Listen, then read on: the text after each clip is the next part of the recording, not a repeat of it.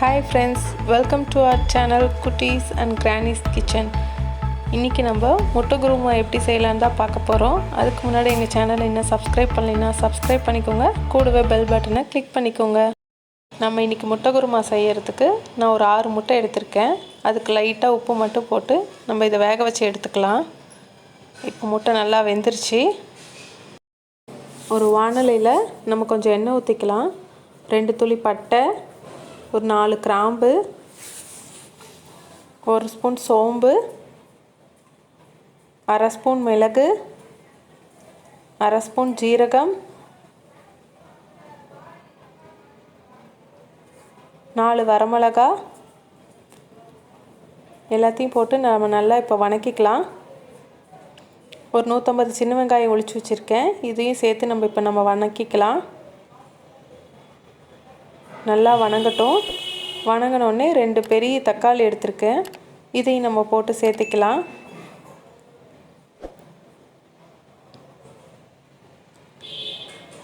தக்காளி வெங்காயமும் நல்லா வணங்கட்டும். அதுக்காக நம்ம கூட இப்போ உப்பு ஆட் பண்ணியிருக்கோம். இப்போது ஒரு 1/2 மூடி தேங்காய் துருகி வச்சுருக்கு. இதையும் சேர்த்து நம்ம நல்லா வணக்கிக்கலாம். பச்சை வாசனை போகிற வரைக்கும் நல்லா வணக்கிட்டு அடுப்பு ஆஃப் பண்ணிக்கலாம். இப்போ இந்த மசாலா பேஸ்ட்டு நல்லா கொஞ்சம் சூடு ஆறட்டும். ஆறினோடனே இப்போ நான் லைட்டாக தண்ணி ஊற்றி இது நல்லா மிக்சியில் பேஸ்ட் மாதிரி அரைச்சிட்டு வந்தாச்சு. இப்போ அடுத்தது என்ன, ஈஸியாக குருமா ரெடி பண்ணிடலாம். வாணலியில் எண்ணெய் ஊற்றி 1/2 ஸ்பூன் சோம்பு, ஒரு பிரியாணி இலை, மராட்டி மொக்கு 1, இதை நம்ம வாசனைக்காக சேர்க்குறோம். ஒரு துளி பட்டை, கிராம்பு, கருவேப்பிலை, இஞ்சி பூண்டு பேஸ்ட்டு 1 ஸ்பூனு. பச்சை வாசனை போகிற வரைக்கும் இதை நல்லா வணக்கிக்கலாம். இப்போ நல்லா வணங்கியாச்சு. இப்போ நம்ம அரைச்சி வச்ச பேஸ்ட்டை இதோடு ஆட் பண்ணிக்கலாம்.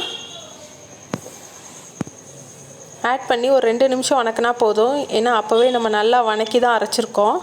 அதனால் ஒரு 2 நிமிஷம் வணக்கிட்டு இப்போ நம்ம காரத்துக்கு தேவையான அளவுக்கு மிளகாத்தூள் சேர்த்துக்கலாம்.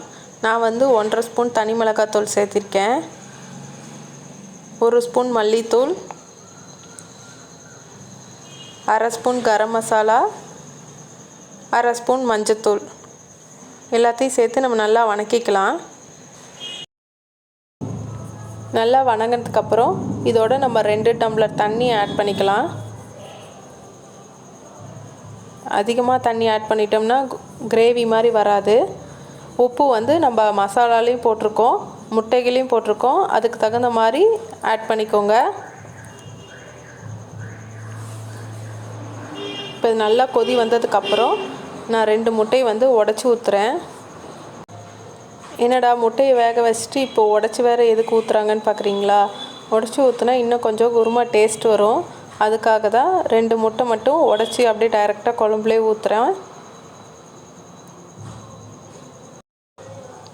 இப்போ இது கூட நம்ம வேக வச்ச முட்டையில் ஒரு 2 கீரல் மட்டும் கத்தியில் வச்சு சைடில் கீறி விட்டுட்டு அப்புறம் முட்டையை போட்டிங்கன்னா அந்த முட்டையில் நல்லா அந்த எசன்ஸ் இறங்கும்.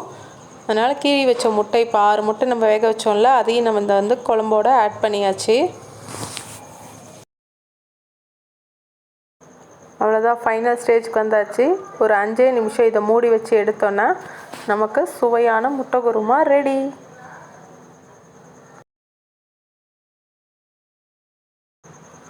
பார்த்திங்களா, இப்போ நம்ம கலர்ஃபுல்லான முட்டை குருமா சூப்பராக ரெடி ஆயிடுச்சு. இது நம்ம சூடான சாப்பாட்டுக்கு வேணாலும் வச்சுக்கலாம், இல்லை சப்பாத்தி, தோசை அந்த மாதிரிக்கும் சைட் டிஷ்க்கு சூப்பராக இருக்கும். இப்போ நம்ம அடுப்பை ஆஃப் பண்ணிவிட்டு கொஞ்சம் கொத்தமல்லி தழையை மட்டும் தூவிட்டு இறக்கிக்கலாம். எங்களோட டிஷ் உங்களுக்கு பிடிச்சிருக்கும்னு நினைக்கிறேன். பிடிச்சிருந்தால் லைக் பண்ணுங்கள், ஷேர் பண்ணுங்கள். நெக்ஸ்ட் வீடியோவில் சந்திக்கிறேன். Until then bye bye.